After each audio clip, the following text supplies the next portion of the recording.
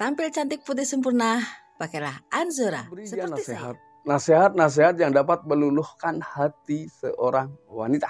Nah ini. Tentunya Anda tahu, belajarlah ya, belajar memahami kelemahan istri. Ini sebetulnya harus dimiliki oleh seorang suami. Jadi ketika istri marah, obatnya apa ini? Ya, kan tidak semua istri marah karena uang. Ya, tapi juga pahami betul, ini apa sih sebabnya marah. Selamat menyaksikan, semoga bermanfaat dan dukung terus channel. Assalamualaikum warahmatullahi wabarakatuh. Kembali lagi bersama saya Kang Kumis. Nah, pada kesempatan kali ini Kang Kumis masih ingin membahas seputar hubungan suami istri ya. Karena ini adalah membahas seputar masalah kehidupan rumah tangga. Hal ini kadang di dalam kehidupan rumah tangga menjadi hal yang utama. Mau tidak mau, hal ini memang bukan hal yang patut disepelekan ya. Kali ini Kang Kumis ingin memberikan sedikit solusi ya, yaitu Anda harus melakukan 5 hal ketika memang pasangan Anda ternyata lebih sering menolak ketika hendak diajak melakukan hubungan suami istri. Ya, ini mungkin penting ya, khususnya bagi kaum pria ya, karena biasanya yang dominan lebih sering mengajak di awal ini adalah suami ya. Namun sebelum lanjut ke topik, ada salahnya silahkan sahabat semua subscribe, like, dan komen di channel Kang Kumis agar sahabat semua tidak ketinggalan info dan juga kabar di setiap harinya ya.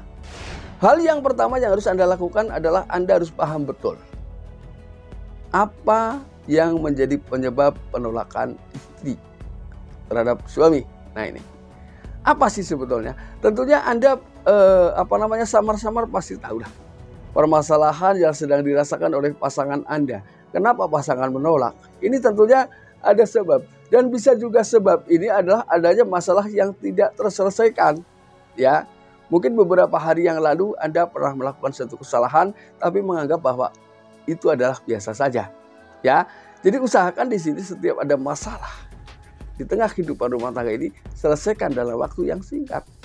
Ya, karena biasanya ini ketika dan di tengah kehidupan rumah tangga ini sudah terjadi keributan-keributan kecil. Ketika sudah bermaaf-maafan, maka di sini akan timbul hasrat keinginan ya untuk melakukan hubungan suami istri lebih seru. Diakui atau tidak, pasti ada yang pernah mengalami itu ya. Sahabat saya, pasti ada yang pernah mengalami hal-hal seperti itu. Jadi kita habis ribut kecil, biasanya beberapa bulan kemudian hamil. Nih, camkan ya, ini pasti ada yang terjadi seperti itu.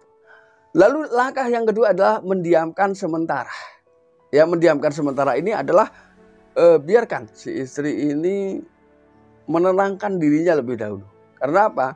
Biasanya ketika kita ngomongnya tidak pas, semakin ditekan ketika situasi batin istri atau situasi hati istri ini sedang tidak tenang, bukannya nurut, malah tambah menjauh. Jadi diamkan sementara. Ya. Namun tentunya kan masa kita harus diam-diam terus-menerus sementara kita butuh kebutuhan biologis. Nah ini. Nah, kebutuhan biologis ini tidak bisa dilakukan sendiri. Ya. Maka kita harus melakukannya berdua atau untuk memenuhi kebutuhan nafkah batin memang biar dua-duanya merasakan bahagia dan merasa terpenuhi kebutuhannya. Diamkan dulu untuk sementara waktu ya. Mau tidak mau kita harus masuk ke dalam suasana ini ya. Lalu yang ketiga adalah beri dia nasihat. Nasihat yang dapat meluluhkan hati seorang wanita. Nah ini. Tentunya Anda tahu, belajarlah ya, belajar memahami kelemahan istri. Ini sebetulnya harus dimiliki oleh seorang suami. Jadi ketika istri marah, obatnya apa ini? Ya. Kan tidak semua istri marah karena uang. Ya. Tapi juga pahami betul, ini apa sih sebabnya marah. Pelajari, beri dia nasihat. Lalu cari tahu sebetulnya kelemahan yang sering Anda ketahui ketika istri marah ini diapain. Ini.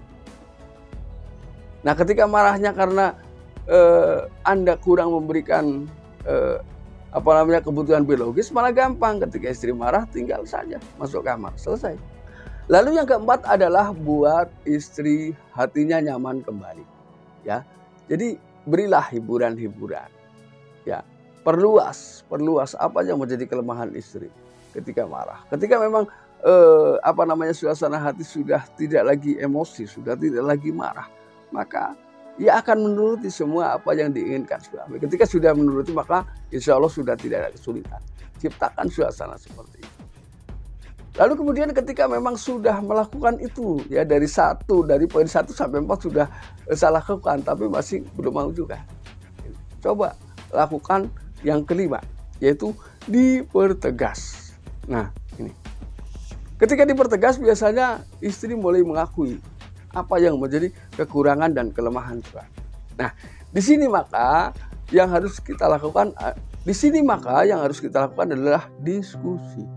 Ya, diskusi, bukan debat, bukan cari menangnya sendiri, tapi diskusi. Sebetulnya hal apa yang terpenting di dalam berumah tangga ini yang belum pernah didapat oleh istri ini. Coba ciptakan seperti itu. Nah, tentunya si istri juga harus menyadari betul kondisi suami. Istri tidak pernah dilarang meminta apapun kepada suami. Namun tentunya si istri juga harus memahami seberapa jauh kemampuan yang dimiliki oleh suami. Karena orang kaya ini tidak harus apa yang tetangga punya kita harus punya, bukan itu. Tapi orang kaya yang sebenarnya adalah orang yang pandai bersyukur. Sehingga sekecil apapun kekayaan yang kita miliki ini menjadi nikmat yang luar biasa. Itu sebetulnya batasan kebahagiaan di dalam berumah tangga. Jadi sekali lagi, orang kaya ini bukan apa yang dipunyai oleh tetangga kita harus punya, bukan itu. Itu namanya iri, bukan bersyukur, ya. Nah, sahabat, mudah-mudahan apa yang kami sampaikan bisa bermanfaat buat sahabat semua.